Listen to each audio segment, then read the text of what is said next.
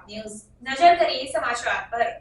વડોદરા શહેરમાં સ્પાની આડમાં ચાલતા દેહ વ્યાપારના ધંધા પર પોલીસ દ્વારા કાર્યવાહી કરવામાં આવી।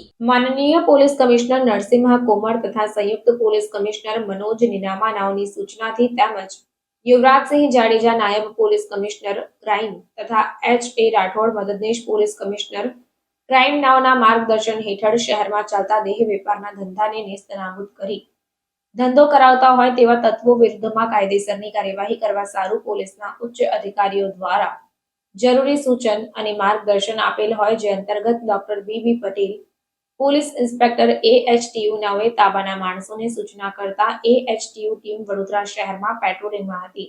તે દરમિયાન બાતમી હકીકત મળેલ કે તોસિફ ઇસ્માઇલજી ખત્રી નાનો પોતાના આર્થિક ફાયદા સારું રાજ્ય બહારથી તથા ગુજરાત રાજ્યની જરૂરિયાતમંદ યુવતીઓને બોલાવી પોતે ધ રોયલ રીચ સ્ટાઇલ નામનું spa લિલેરિયા Paramount complex Maninagar society પાસે તુલસીધામ 4 રસ્તા માંજલપુર વડોદરા ખાતે ચલાવી સ્પાની આડમાં ગેરકાયદેસર છોકરીઓ પાસે દેહ વેપારનો ધંધો કરાવે છે અને તેમાં ગ્રાહકો પાસે એન્ટ્રી પેટે ₹1200 થી 1500 જેટલા રૂપિયા લઈ અને ત્યારબાદ ઈચ્છુક યુવકો પુરુષો સાથે યુવતી દીઠ ₹3 થી 4000 નો ભાવ લઈને સ્પામાં દેહ વ્યાપારનો ધંધો કરે છે, જેથી બાતમીવાળી જગ્યાએ રેડ કરતા હકીકતને સમર્થન મળ્યું હોય, જેથી સ્થળ પરથી 7 ભોગ બનનાર યુવતીઓ મળી આવતા તેઓને ત્યાંથી મુક્ત કરાવવામાં આવી અને સદર જગ્યાએ દેહ વ્યાપારનો ધંધો કરાવનાર આરોપી સ્પા મેનેજર શબાના ઉર્ફે કાજલ ઇસ્માઇલ શેખ, જે રહેવાસી સરદાર એસ્ટેટ પાણીની ટાંકી પાસે, શબીના ચાલી 202 વડોદરા અને મૂળ રહેવાસી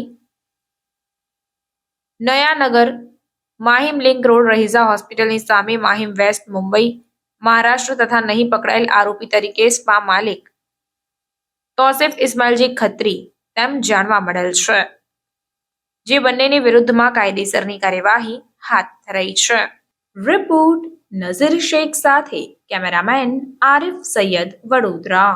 સમાચારોની અવનવી અપડેટ્સ માટે જોતા રહો સેક્યુલર ગુજરાત ન્યૂઝ।